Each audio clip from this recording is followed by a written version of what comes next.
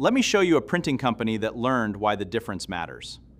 Having a large invoice doesn't necessarily mean you have a financeable invoice.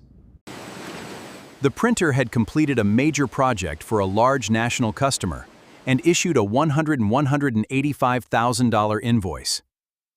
But while they waited 60 days for payment, payroll, materials, and another large order still had to be funded. On the surface, factoring looked like the obvious solution. This is where the factor became cautious. The customer was creditworthy. That wasn't the problem. The question was whether the full $185,000 was unquestionably owed. Final quantities were still being verified, there was a possible credit for damaged material, and the supporting documents didn't perfectly match the invoice. Here's why the factor takes a closer look. They're not just looking at the business. They also need to understand the invoice and whether the customer is expected to pay it.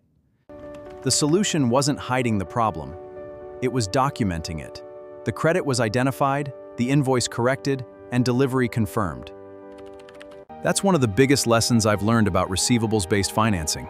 Your company's financial condition matters, your history matters, and your customer's credit matters. But the lender also has to come back to the asset itself. What was sold? Was it delivered? Has the customer accepted it? And is the amount on that invoice actually collectible? Here's a simple way to look at it. Take one of your largest unpaid invoices.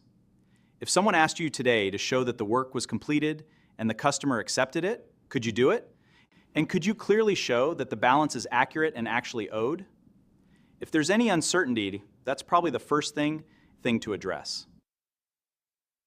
I'm David Rogers with Owlsfield Financial. Use the link below for a no-obligation review. We review your receivables and current factoring structure. We can support your next stage of growth.